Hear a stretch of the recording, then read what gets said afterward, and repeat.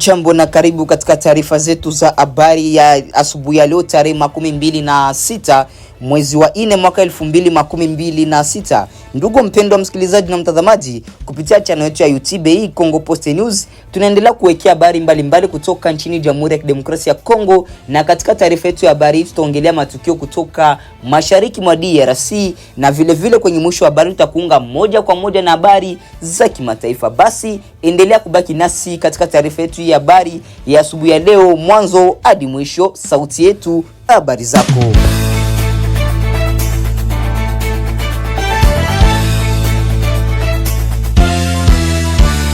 Eneo la Minembwe kusini mwa jimbo la Kivu Kusini, hali ya usalama inaendelea kuwa ya wasiwasi kufuatia tukio jipya la kijeshi lilotangazwa na jeshi la Jamhuri ya Kidemokrasia ya Kongo FARDC. Kwa mujibu wa taarifa rasmi za jeshi, wanajeshi wa FARDC wamefanikiwa kudungua ndege ndogo ya kijeshi isiyo na rubani maarufu kama IAV iliyokuwa ikidaiwa kumilikiwa na muungano wa M23 kwa kushirikiana na RDF. Tukio hilo limetokea katika maeneo ya kaskazini ya nyanda za juu za Minembwe ndani ya wilaya ya Fizi. Vyanzo vya kijeshi vinaeleza kuwa ndege hiyo ya kivita ilikuwa inalenga kushambulia nafasi za jeshi la serikali zilizoko katika kijiji cha Kakenge. Hata hivyo, ilinaswa na kuharibiwa ikiwa angani kabla haijafikia lengo lake. Jeshi linasema hakuna madhara iliyoripotiwa wala vifo au uharibifu wa mali uliotokea kutokana na tukio hilo. Katika taarifa yake, msemaji wa operation ya kijeshi Sukola za Sukola ya pili katika eneo la Kivu Kusini, Mbuikalo Njirigene, alilaani tukio hilo akilitaja kama ukiukwaji wa makubaliano ya kimataifa, hasa yale yanayohusu matumizi ya ndege zisizo na rubani katika maeneo ya migogoro. Ameongeza kuwa matumizi ya vifaa hivyo yamekuwa yakihusishwa na madhara kwa raia, akitolea mfano matukio ya hivi karibuni katika maeneo ya Mikenge. Mbali na hilo, FARDC imedai pia kumkamata mwanajeshi mmoja anayedaiwa kuwa wa kikosi maalum cha RDF kufuatia mapambano yaliyozuka katika eneo hilo la nyanda za juu za Minembwe. Hata hivyo, jeshi halijatoa maelezo ya kina kuhusu mazingira ya tukio hilo wala uthibitisho wa ziada. Tukio hilo linaongeza mvutano katika eneo ambalo tayari linakumbwa na mapigano ya mara kwa mara tena ya muda mrefu kati ya jeshi la serikali na makundi ya waasi. Wachambuzi wa masuala ya usalama wanaonya kuwa matumizi ya teknolojia ya kijeshi kama ndege sio na rubani yanaweza kuongeza athari ya kuongezeka kwa mapigano na kuathiri zaidi hali ya usalama wa raia. Kwa upande wake, jeshi la FARDC limewahakikishia wananchi kuwa linaendelea kuwa macho na litaendelea kulinda mipaka ya nchi pamoja na usalama wa raia dhidi ya vitisho vyovyote katika eneo hilo tete la mashariki mwa nchi ya DRC. Hali inaendelea kufuatiliwa kwa karibu, huko jamii ya kimataifa ikitarajiwa kutoa msimamo wake kuhusu madai hayo mapya yanayohusu matumizi ya nguvu na uvunjaji wa makubaliano katika eneo la maziwa makuu.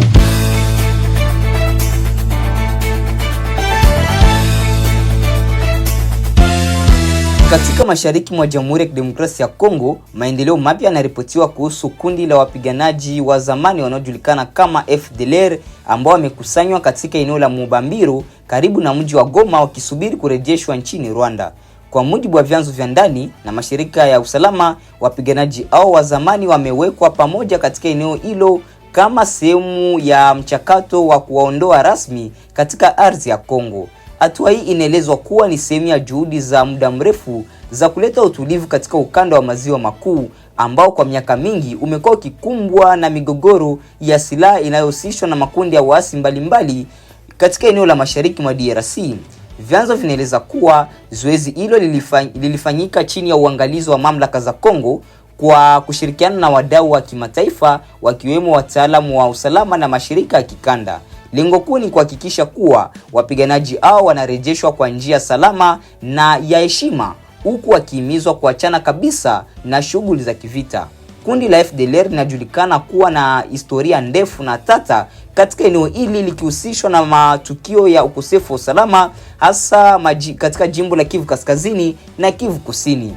Hata hivyo, hatua ya kukusanywa na kuandaa kwa ajili ya kurejeshwa Rwanda kunatazamwa kama ishara chanya katika juhudi za kupunguza uwepo wa makundi ya waasi mashariki mwa Jamhuri ya Kidemokrasia ya Kongo.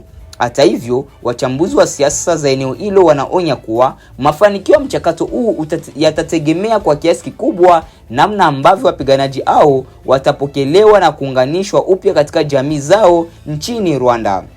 Pia wanasitiza umuhimu wa kuwepo kwa mipango madhubuti ya kuwasaidia kurejea katika maisha yao ya kiraia ili kuepuka hatari ya kurejea tena katika makundi ya uasi. Kwa upande wao, baadhi ya wakazi wa maeneo ya karibu na Mbambiro wameeleza matumaini yao kuwa hatua hii itasaidia kupunguza vitendo vya uhalifu na mashambulizi yaliyokuwa yakihusishwa na makundi ya waasi. Wanasema usalama wao umeathiriwa kwa muda mrefu na uwepo wa wapiganaji hao. Wakati huo mamlaka hazijatoa takwimu rasmi ya idadi ya wapiganaji waliokusanywa hadi kufikia sasa, wala tarehe kamili ya kuanza zoezi la kurejeshwa bado haijajulikana. Hata hivyo, zoezi hili linaendelea kufuatiliwa kwa karibu na jumuiya ya kimataifa kutokana na umuhimu wake katika kuleta amani ya kudumu katika eneo la mashariki mwa nchi ya Jamhuri ya Kidemokrasia ya Kongo. Ripoti hii itaendelea kufuatiliwa kwa karibu hatua za mchakato huo na athari zake za kiusalama katika eneo na uhusiano kati ya Kongo na Rwanda.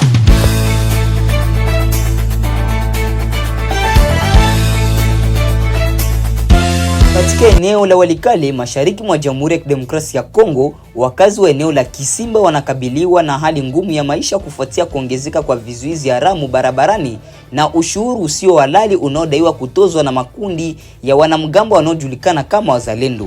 Kwa mujibu wa vyanzo vya ndani na mashirika ya kiraia, wanamgambo hao wameweka vizuizi kadhaa katika barabara muhimu zinazoingia na kutoka Kisimba. Katika vizuizi hivyo, wakazi pamoja na wafanyabiashara hulazimika kulipa fedha ili kuruhusiwa kupita, hali ambayo imeathiri kwa kiasi kikubwa shughuli za kiuchumi katika eneo hilo. Wakazi wanasema kuwa hali hiyo imekuwa mzigo mkubwa kwao, hasa kwa wafanyabiashara wadogo wanaotegemea kusafirisha bidhaa zao kwenda masoko ya jirani. Baadhi yao wanalazimika kuwa ushuru huo usio rasmi unaongeza gharama ya maisha, huku bei za bidhaa muhimu zikizidi kupanda siku hadi siku. Mbali na athari za kiuchumi, wakazi pia wameeleza kuwepo kwa vitisho na ukatili dhidi ya wale wanaokataa kulipa fedha hizo. Hali hii imezua hofu kubwa na kuathiri uhuru wa wananchi kusafiri na kufanya shughuli zao za kila siku kwa amani. Wachambuzi wa masuala ya usalama wanaeleza kuwa kuongezeka kwa vizuizi visivyo halali ni dalili za udhaifu wa mamlaka ya serikali katika baadhi ya maeneo ya mashariki mwa Jamhuri ya Kidemokrasia ya Kongo. Wanasema kuwa hali hii inatoa nafasi kwa makundi ya silaha kujipatia mapato kwa njia zisizo halali na kuendeleza uwepo wao katika maeneo yao. Kwa upande wao, mashirika ya kiraia yanatoa wito kwa serikali na jeshi la FARDC kuchukua hatua za haraka ili kuondoa vizuizi hivyo na kurejesha mamlaka ya dola katika eneo la Kisimba. Wanasisitiza kuwa usalama wa wananchi na uhuru wa kiuchumi unapaswa kulindwa bila masharti. Hata hivyo, hadi sasa hakuna taarifa rasmi kutoka kwa mamlaka za serikali kuhusu hatua zinazochukuliwa kukabiliana na hali hiyo. Ukimya huu unaendelea kuongeza wasiwasi miongoni mwa wakazi wanaohitaji usuluhisho la haraka. Wakati huo hali ya maisha katika eneo la Kisimba inaendelea kuwa mbaya, huku wananchi wakilazimika kuishi katika mazingira ya hofu na shinikizo la kiuchumi. Ripoti hii itaendelea kufuatiliwa kwa karibu maendeleo ya hali hii na juhudi za kurejesha usalama na utulivu katika eneo la Walikale.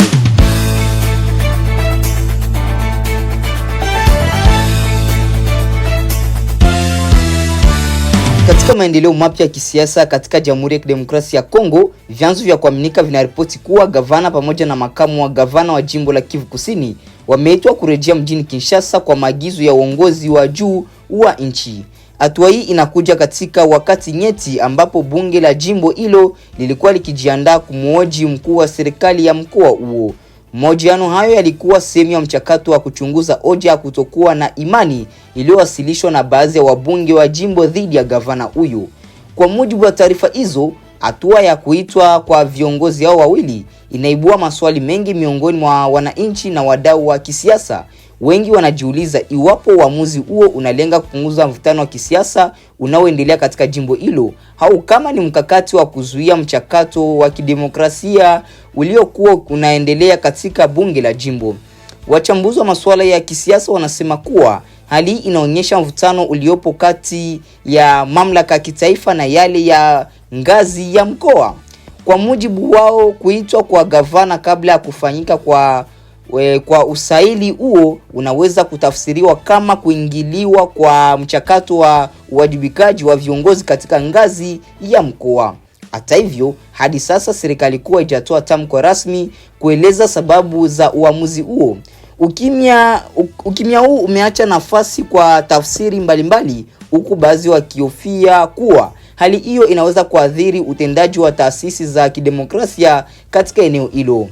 Kwa upande mwingine, baadhi ya wakazi wa Kivu Kusini wameeleza wasiwasi wao kuhusu athari za hali hii kwa utawala wa kila siku wa jimbo. Wanasema kuwa kutokuwepo kwa viongozi wakuu kunaweza kusababisha pengo la uongozi katika wakati ambao eneo hilo tayari linakabiliwa na mchakato mbalimbali zinakabiliwa na changamoto mbalimbali za kiusalama na kibinadamu. Wakati hali ikiendelea kufuatiliwa kwa karibu, wadau wanatoa wito kwa mamlaka husika kuhakikisha kuwa taratibu za kisheria na kidemokrasia zinaheshimiwa ili kudumisha utulivu na imani ya wananchi kwa taasisi za serikali. Ripoti hii itaendelea kufuatiliwa kwa karibu maendeleo ya tukio hii na athari zake katika siasa za Kivu Kusini na taifa nzima kwa ujumla.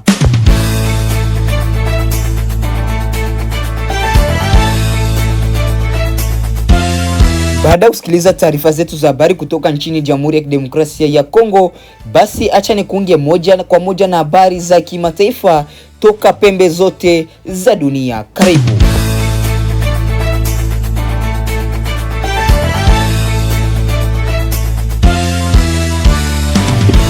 Jeshi la Israeli limetoa onyo la dharura kwa wakazi wa mji wa kusini mwa Lebanon wa Deir Ames kuondoka eneo hilo mara moja, likisema linataka kufanya operesheni dhidi ya wapiganaji wanaodaiwa kuwa wa Hezbollah. Deir Ames iko kaskazini mwa eneo la usalama lililotangazwa na Israel, ambako vikosi vyake vya kijeshi vinafanya operesheni licha ya kuongezwa kwa muda wa kusitisha mapigano kwa wiki 3 uliokubaliwa saa chache tu kabla. Lebanon inasema sasa inataka kuanza kupeleka jeshi lake kusini. Waziri wake wa habari Paul Morkos aliiambia BBC kuwa sharti kuu la kufanya hivyo bado ni kuondoka kwa majeshi ya Israel. Awali rais wa Marekani Donald Trump amesema kuwa mpango wa usitishaji vita nchini Lebanon, ambako Israeli inapigana na kundi la Hezbollah linaloungwa mkono na Iran, utaongezwa kwa muda wiki 3 zaidi. Awali makubaliano hayo yalitarajiwa kumalizika Jumapili wiki hii. Rais Trump alikuwa akizungumza baada ya mkutano na mabalozi wa Israeli na Lebanon. Alisema anatarajia kuwakaribisha viongozi wa nchi hizo mbili hivi karibuni. Inaripotiwa kwamba Wizara ya Ulinzi ya Marekani inaangazia njia mbalimbali za kuadhibu washirika wa NATO kutokana na kile kinachoonekana kama kushindwa kwao kuunga mkono operesheni za kijeshi za Marekani nchini Iran.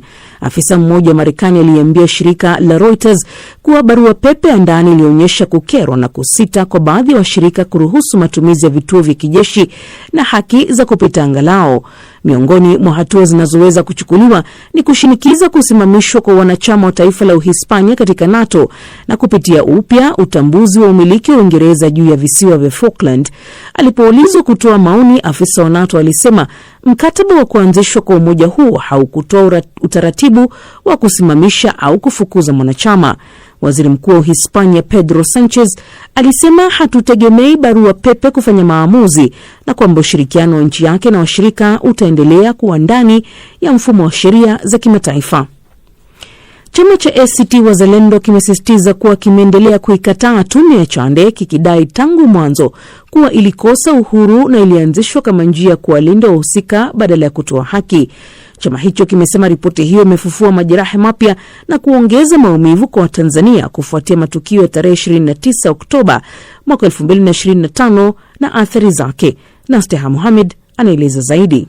ACT Wazalendo imesema inaendelea kuomboleza kila maisha yaliyopotea na iko pamoja na familia zote zilizoathirika na tukio hilo. Chama hicho pia kimeelezea wasiwasi wake kuhusu mpango wa kuundwa kwa tume nyingine ya uchunguzi wa jinai kuhusu tukio hilo hilo, likisema hatua hiyo ni njia ya kuchelewesha haki na kupoteza fedha za walipa kodi. ACT Wazalendo imesisitiza kuwa suluhu ya kweli ya kitaifa itapatikana tu kupitia uchunguzi huru wa haki na unaokubalika na wananchi. Unaendelea kusikiliza taarifa ya habari za dunia kutoka idhaa ya Kiswahili ya BBC. Rais wa Kenya William Ruto amezua mjadala mkali mtandaoni baada ya kutoa kauli iliyotafsiriwa kama kudharau lafudhi ya Kiingereza ya Wanigeria, akisema kuwa wakati mwingine haiwezi kueleweka bila mkalimani. Akizungumza na Wakenya wanaoishi nchini Italia, Ruto alisema, na hapa ninamnukuu, ukimsikiliza Nigeria akizungumza huwezi kuelewa anachosema, unahitaji mkalimani, huku akijigamba kuwa Wakenya huzungumza Kiingereza na ni miongoni mwa wazungumzaji bora zaidi duniani. Mwisho wa nukuu. Ahmed Bahaj anaeleza zaidi.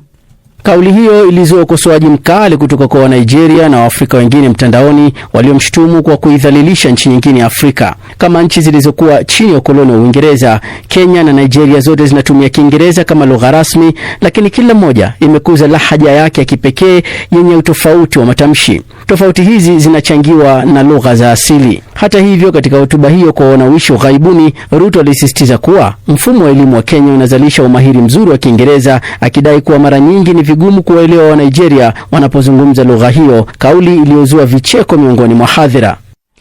Familia iliyekuwa rais wa Zambia Edgar Lungu imezituhumu mamlaka za Zambia pamoja na polisi wa Afrika Kusini kwa kudaiwa kuchukua mwili wake kinyume cha sheria na kufanya uchunguzi wa maiti bila idhini. Msemaji wa familia amesema mwili wa Lungu ulihamishwa kutoka nyumba ya mazishi mjini Johannesburg hadi Pretoria, akirejelea amri ya mahakama ambayo wanasisitiza iliruhusu tu kurejeshwa kwa mwili nchini Zambia, si kufanya uchunguzi wa kitaalamu. Siku ya Alhamisi, mahakama ilizuia kurejeshwa kwa mwili huo na kusimamisha mipango ya mazishi ya kitaifa baada ya familia kukosa muda wa kukata rufaa dhidi ya uamuzi uliotaka azikwe katika mji mkuu Lusaka. Familia yake inataka mazishi ya faragha na inasisitiza kwamba mrithi wake Hakainde Hichilema hapaswi kuhudhuria. Ghana imeanza mazungumzo ya kidiplomasia na Afrika Kusini kufuatia taarifa za unyanyasaji unaowalenga raia wa kigeni, hususan wale kutoka mataifa mengine barani Afrika. Waziri wa mambo ya nje wa Ghana Samuel Ablakwa amesema kuwa mwenzake wa Afrika Kusini ameahidi kufanya uchunguzi wa kina. Hatua hiyo inafuatia kusambaa kwa video mitandaoni nchini Afrika Kusini inayoonyesha mwanamume kutoka Ghana akiambiwa arudi nyumbani akairekebisha nchi yake. Uchumi wa Afrika Kusini, ambao ni miongoni mwa uchumi ulioendelea zaidi viwandani barani Afrika, kwa muda mrefu umevutia wafanyakazi wahamiaji kutoka sehemu mbalimbali za bara Afrika. Hii ni BBC.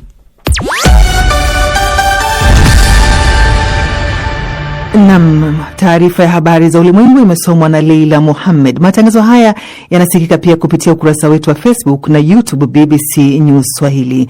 Tunasikika pia kupitia redio wa shirika. Ukiwa nchini Tanzania unaweza kutusikiliza kupitia Radio 1, Radio Free Africa na Radio Kwizera. Nchini Kenya, Mwanedu FM, Nyota FM na County FM. Uganda, Radio Chitara, Radio Lira, Voice of Muhabura. Jamhuri ya Kidemokrasia ya Kongo ni Radio Muungano Beni na Lizadil Radio. Leo hii uko nami Halima Nyanza. Karibu. Na kama ulivyosikia katika habari za ulimwengu, jeshi la Israeli limetoa onyo la dharura kuhamisha wakazi wa Deir Ames kusini mwa Lebanon ili kufanya operation dhidi ya wapiganaji wanaodaiwa kuwa ni wa Hezbollah, licha ya kuongezwa kwa muda wa kusitisha mapigano.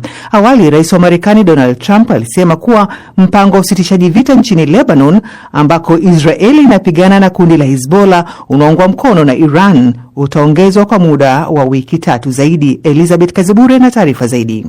Lebanon imetangaza nia ya kuanza kupeleka jeshi lake katika eneo la kusini mwa nchi yake kufuatia kuongezwa kwa muda wa usitishaji mapigano baina yake na Israel kwa kipindi cha wiki 3 zaidi. Waziri wa habari nchini Lebanon Paul Mokos ameiambia BBC kuwa sharti kuu la utekelezaji wa hatua hiyo ni kuondoka kwa majeshi ya Israel. Ameongeza kuwa ni kwa manufaa ya taifa la Lebanon kurejesha udhibiti wa eneo la kusini. We are willing to restart. Tuko tayari kuanzisha upya hatua zile za muhimu za maendeleo kwa mpangilio ili kulipeleka tena jeshi la Lebanoni pakani.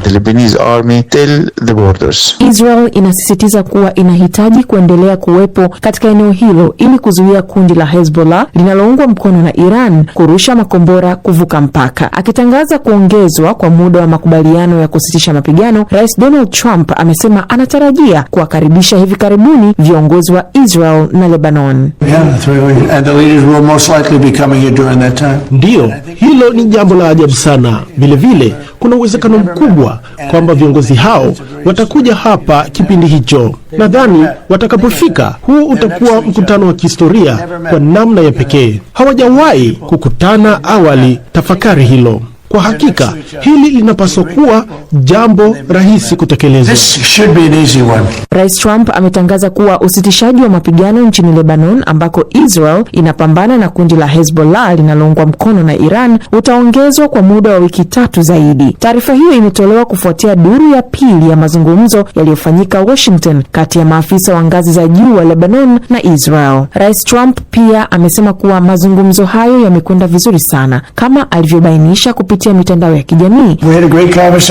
Tulikuwa na mazungumzo mazuri sana, na ninaamini kuwa huo ni mwanzo wa jambo lenye umuhimu mkubwa. Itakuwa jambo la kupendeza sana ikiwa tutafanikiwa kulitatua hili sambamba na yale tunayofanyia nchi ya Iran.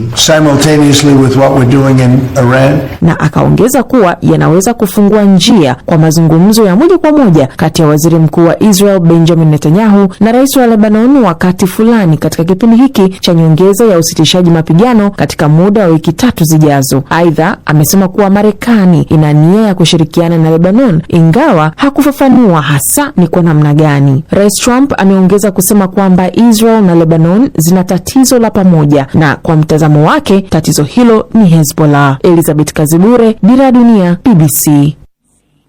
Na makao makuu ya jeshi la Marekani, Pentagon, inaripotiwa kuweka mipango ya jinsi ya kuadhibu wanachama wa jumuiya ya kujihami NATO kwa kushirikiana na Marekani katika vita vyake dhidi ya Iran. Jeshi la Marekani limesema kwamba linaangazia kwa kina kuiomba NATO kuisimamisha kwa muda Hispania kama mwanachama wake, na vilevile kuangazia upya umiliki wa Uingereza wa visiwa vya Falklands. Na Stia Mohamed na maelezo zaidi. Kulingana na afisa mmoja wa NATO, makubaliano ya kuanzishwa kwa NATO hayajaangazia masuala hayo ya wanachama kusimamishwa kwa muda wala kuondolewa kabisa. Hii ni baada ya ripoti kutoka Marekani ambayo iliyodai kuwa Marekani inaweza kuondoa taifa la Uhispania kutokana na msimamo wake dhidi ya vita vya Marekani na Israel dhidi ya Iran, vile kuadhibu wanachama ambao wanaaminika kufeli kuunga mkono kampeni ya Marekani ya vita vyake dhidi ya Iran. Shirika la habari la Reuters lilimnukuu afisa wa Marekani akisema kuwa barua pepe ya ndani ya Pentagon ilipendekeza hatua hizo kwa washirika wake. Barua hiyo pepe pia ilipendekeza kufanywa tathmini msimamo wa Marekani kuhusu madai ya Uingereza juu ya visiwa vya Falkland vilivyoko kusini mwa bahari ya Atlantic ambavyo pia vinadaiwa na Argentina. Mataifa ya bara Ulaya mara kwa mara yamekuwa yakipinga hatua ya Marekani ya kutaka mataifa hayo kujiunga na Marekani na Israel dhidi ya vita vyao vilivyoanza mwezi Februari dhidi ya Iran. Mataifa hayo yamedinda kujiunga na vita hivyo. Tunataka kuwa na uhusiano bora zaidi iwezekanavyo na Marekani, lakini hatutashiriki katika operesheni, mashambulizi au vita ambavyo havizingatii sheria za kimataifa. Washirika wengi wa Ulaya pia wamekuwa na msimamo sawa na huo. Wakati huo waziri mkuu wa Uingereza Sir Keir Starmer amesisitiza kuwa kuhusika zaidi katika vita au kuunga mkono vizuizi vya sasa vya Marekani dhidi ya bandari za Iran si kwa maslahi ya Uingereza. Hata hivyo, Uingereza imeruhusu Marekani kutumia vituo vya kijeshi vya Uingereza dhidi ya maeneo ya Iran yanayolenga mlango wa bahari wa Hormuz, na ndege aina ya RAF pia zimeshiriki katika operesheni za kuangusha ndege zisizo za rubani za Iran. Uingereza, Ufaransa na nchi nyingine zimesema ziko tayari kusaidia kuweka wazi mlango wa bahari wa Hormuz baada ya kuwepo kwa usitishaji wa mapigano wa kudumu au kumalizika kwa vita. Mwezi uliopita, Rais Donald Trump alisema kuwa siku zote amekuwa akichukulia jumuiya kujihamia NATO yenye kuegemea upande mmoja, akisema kwamba kwa wakati wowote Marekani imekuwa ikiwalinda, lakini wanachama hao kushindwa kufanyia chochote Marekani. Afisa wa shirika hilo la NATO aliambia BBC kuwa mkataba wa kuanzishwa kwa muungano huo haujatoa kifungu chochote kinachoruhusu kusimamishwa au kufukuzwa kwa wanachama wa NATO. Kiongozi wa Hispania amepuuza ripoti hiyo. Uhispania kwa muda sasa imekataa kutumika kwa vituo vyake vya kijeshi kuishambulia Iran, huku Marekani ikiwa na vituo viwili vya kijeshi nchini Uhispania. Waziri Mkuu wa Uhispania Pedro Sanchez ameambia waandishi wa habari kuwa nchi yake haifanyi kazi kwa kutuma ujumbe kwenye barua pepe, ila Uhispania inafanya kazi kwa njia sahihi za mawasiliano. Hatufanyi kazi kwa msingi wa barua pepe. Tunafanya kazi kwa nyaraka rasmi na msimamo rasmi uliochukuliwa katika kesi hii na serikali ya Marekani. Msimamo wa serikali ya Uhispania uko wazi: ushirikiano kamili wa washirika wetu, lakini daima ndani ya mfumo wa sheria za kimataifa.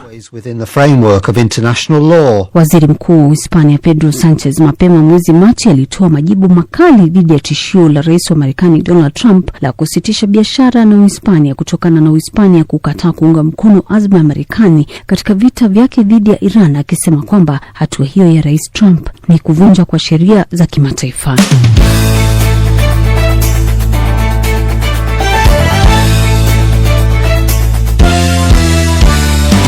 Ni hapo ndipo tunapohitimisha matangazo yetu ya asubuhi ya leo tarehe 26 mwezi wa 4 mwaka 2026. Na basi acha niendelee kutosha shukrani zetu za dhati kwa wote wanaoendelea kuchagula Kongo Post News kama kituo chao chema na bora cha matangazo. Nia na mazungumzo yetu ni hakikisha tunaletea habari sahihi za kuaminika, lakini tena kwa muda muafaka. Vile vile acha nikukumbushe tena kufanya kitu kimoja: hakikisha una subscribe, una like, una comment, pia una share kwa wengine ili waendelee kupata habari zetu. Vile vile na mswali lingine banasema unajiabone, una commenter, vile vile una partager, wala unaweza kutuandikia kwenye namba ambayo unaendelea kuiona hapo kwenye video na ukatupatia maoni yako, aiza mapendekezo yako baada ya kusikiliza taarifa zetu za habari mwanzo hadi mwisho. Basi langu jina ni ite George Idi, nikiendelea kutangazia kupitia mtandao wetu wa YouTube Kongo Post News, na hata uko Facebook nipate kwa jina la Idi George, mtangazaji wako wa Kongo Post News.